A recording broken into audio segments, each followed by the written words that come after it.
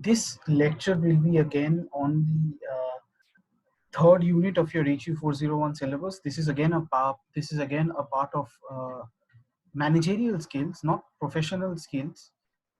If you remember in the last video class, uh, we had spoken about the difference between managerial skills and professional skills. Professional skills are the skills that help you get the job, and managerial skills are the skills that help you keep the job and do better in the job and gain promotions and so on and so forth. So we have done time management, anger management, conflict management, stress management. We had done teamwork, and now we are going to do rapport building. RAPPORT. Rapport is, it's actually a French word, and its pronunciation is rapport. You do not pronounce the last T. So building rapport. What does the word rapport means? The word rapport means connectivity. If you have to translate the word simply into English, the word means connectivity. It means being connected to people, and it means allowing people to connect to you. So as you can see, establishing strong human two-way connection. So you are open to connections, and you are also comfortable with connecting to other people. Rapport forms on the basis of meaningful, close, and harmonious relationship between people. It can grow naturally without intent, or you can deliberately set out to build it. As a skill, it means that you can build relationships faster and improve communication effectively. Such a process promotes mutual trust and understanding among working people, both personal and professional. Now, as you can understand by whatever that I've read, that rapport building is a part of teamwork. Now, how to create a team, how to create good teamwork, how to create good team environment to work? You need good rapport amongst the team members, and only then can you boast of good teamwork.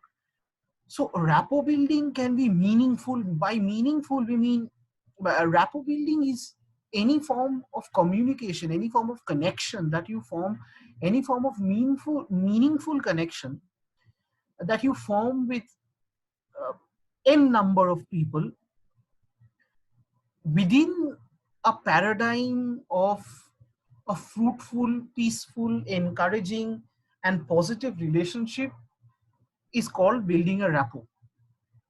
So you are connecting to someone, and the terms and conditions of those connection are very positive. So they are not negative connections.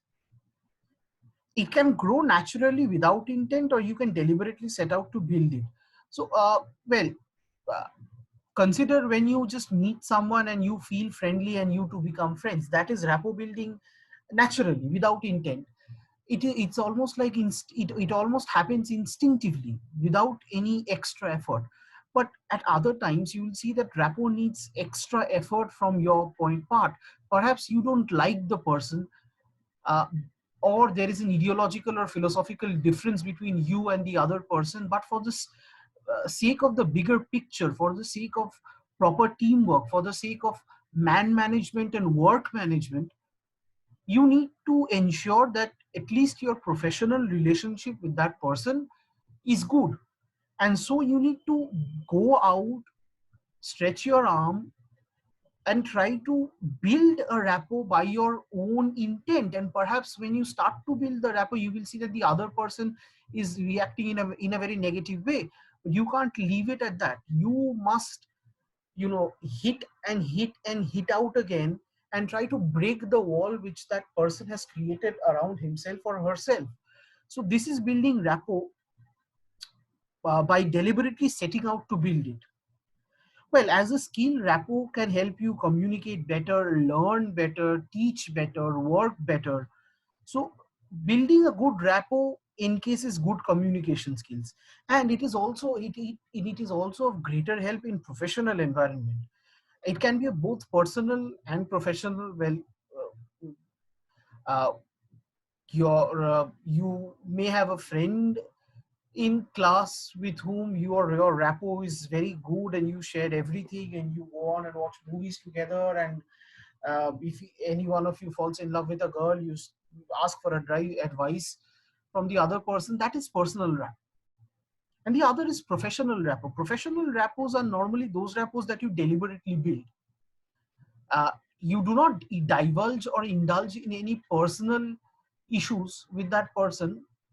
The limitation of your connectivity with that person is absolutely professional. It is limited to your work and your professionality. It does not encroach upon your personal space. That is professional rapport building. So what are the basics of rapport building? The first is being honest, be professional, be positive, sorry, be polite, and be specific. Be honest is again, uh, uh, technically speaking, be honest is required in case of personal rapport building. In case of professional rapport building, you may be fully honest or you may be not honest. As long as you are not dishonest with the work at hand, or the professional endeavors at hand, it is okay. But in case of personal rapport building, the rapport is more strongly created when both parties are honest. Be professional. Now again, this is be professional is a part of professional rapport building. In case of personal rapport building, if you are very professional about everything, you will see that that rapport is not going to stand. Because personal rapport building entails more care, entails something more than just just professionality. Be positive, be polite, and be specific are common for both personal and professional rapport building. uh, Positivity helps you create a good rapport and make a good connection. Everyone likes a positive person. People don't like a negative person. And such is politeness and such is specific. So people, these are all qualities which, if you can entail, then these are all personality based qualities. If you exhibit these qualities, you will see that uh, you are attracting people better. You are attracting people much better. Why is building rapport necessary? To make work relations more effective, to promote mutual attentiveness, focus collaboration, improve employer-employee relationship, client-seller relationship, promote better influencing, selling, learning, and teaching, ensure peaceful working conditions. To make working relations more effective. Now, see, if you have a good rapport and you are at peace, everyone in the group is at peace with the other. There are no hardships or quarrels going on. Then, of course, the work environment becomes much more effective. Mutual effectiveness collaboration means, in case you don't know something or the other person does not know something, but still you need to do the work. If there is good rapport amongst your team, then there is good teamwork, and if there is good teamwork, then there is collaboration. Mutual attentiveness, you can teach other people how to do the work, learn how to do the work from them, and work as a team to complete the work in a said amount of time. Improves relationship, it improves all forms of relationship, uh, by again by again putting forward a very positive attitude. It promotes better influencing, selling, learning, and teaching. So in case of a client seller relationship, if your rapport is good with your clients, you will be able to influence them and sell better. In case of a student teacher, if the rapport is good, the student will be able to learn better, and the teacher will be able to teach better. Ensure peaceful working conditions. This is again, as I told in the first point, since rapport helps to create teamwork, and since teamwork is a condition where everyone is at harmony with each and everyone else, so the working conditions are very peaceful, and peaceful working conditions always give rise to better productivity, and better productivity means more profit. How to build a good rapport? The basics: dress better to make a strong first impression, be cultural, appropriate, relax, listen to others carefully, smile, maintain a straight posture, try to remember people's name to ensure trust binding. Now, these are all professional rapport building basics.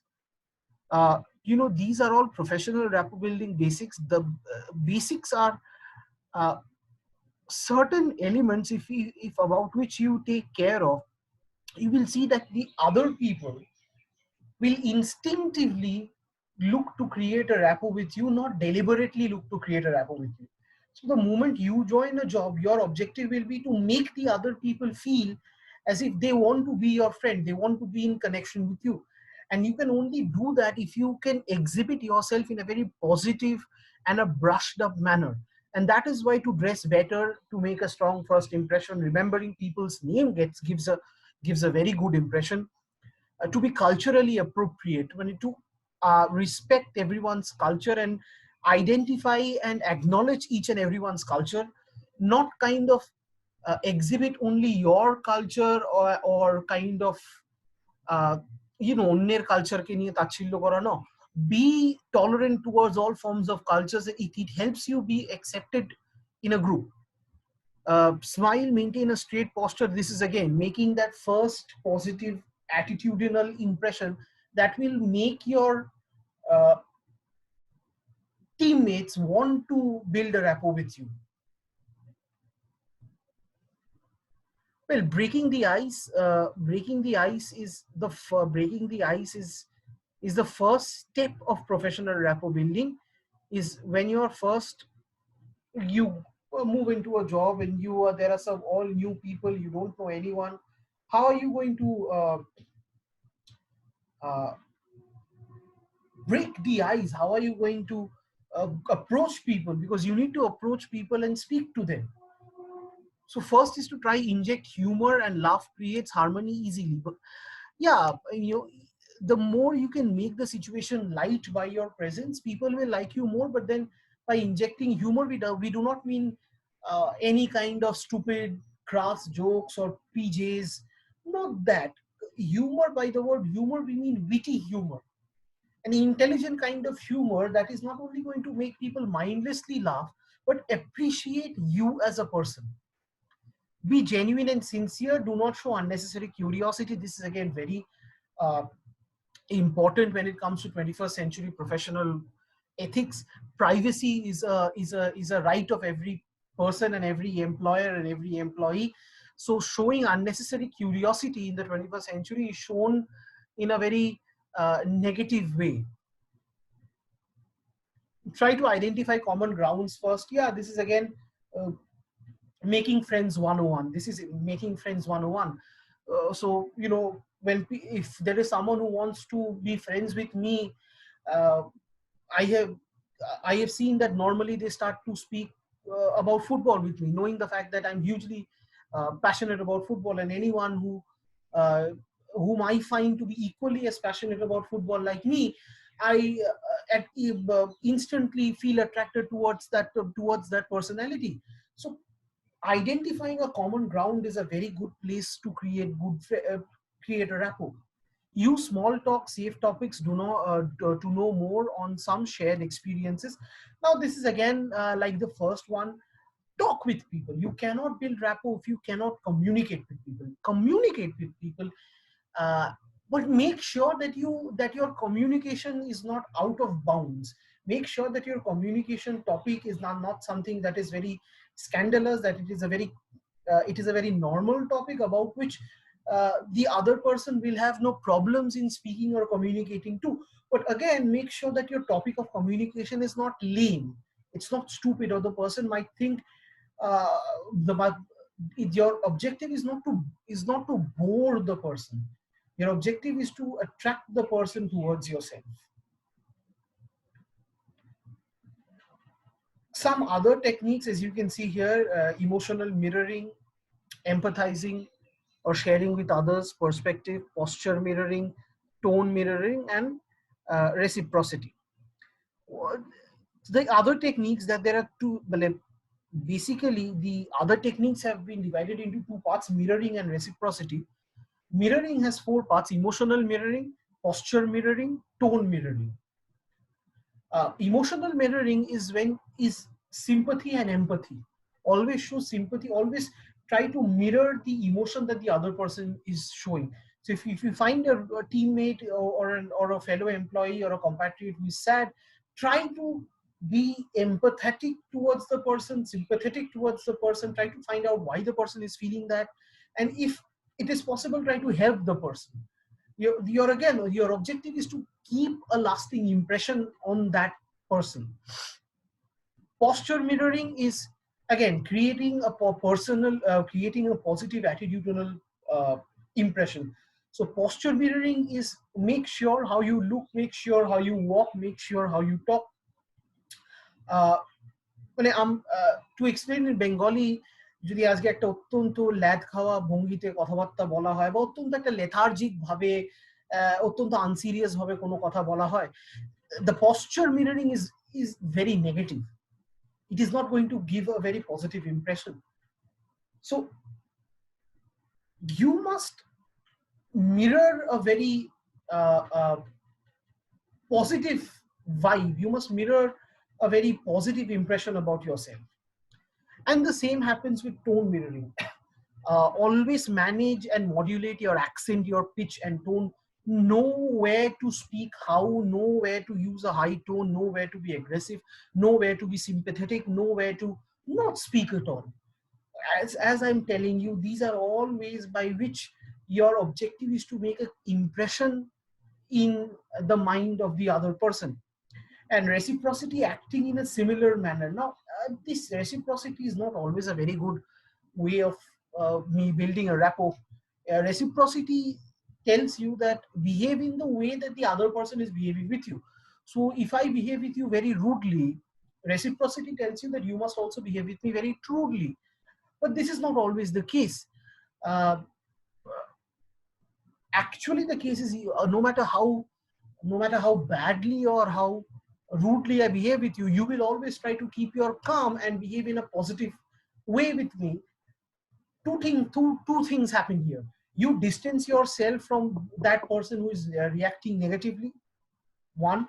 And the second thing is that the other members of the team see this, and the other members of the team see how the other person is being negative to you, but you have a very positive personality, and so you are still being positive to that person.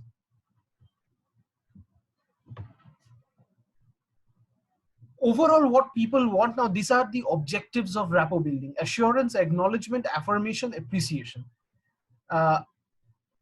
What are the objectives of rapport building? Assurance. Everybody likes to know that you can help. They like the assurance that if something is wrong, they can approach you for help and you will help them. You're not just going to snub them off saying, oh, I have lots of work. Not that. Acknowledgement, recognizing the importance of their presence should be there. Acknowledgement is something that is very important in case of teamwork. It is very, very, very important. It is giving people the respect that they deserve. Giving people the respect that they deserve, that is acknowledgement. And this is very important in keeping teamwork in a team. So if you learn something from someone, always give the person that acknowledgement that you know this because of that person. And this is only, now you will, in giving respect to the other person, you will see that that very respect is coming back to you. Affirmation. Affirmation to his choices might act as a compliment. If you see someone is working well, working good, and that way of working can be used to help increase productivity, affirm to that work ethic, affirm to that person and work in a similar way. It is going to help you. It is again, you are showing respect to the person, and when you show someone respect, the respect comes back to you. Appreciation is again appreciation of their knowledge and patience should be regarded. Appreciation is again like acknowledgement and affirmation. Always give people the respect that they deserve. And now this the important thing about appreciation is appreciate people's patience too. Patience is also something that is very important. So consider a team leader who sees you fail again and again, but has trusted you time and again, and allowed you to do the work and so he has missed the deadline, but he has trusted you to do the work. So appreciate the patience that someone has put their trust on you. This again helps in creating a very good rapport. So this is the managerial skill of rapport building. Of course, we are going to discuss this further in our live class. So if you have any queries, you can feel free to contact me.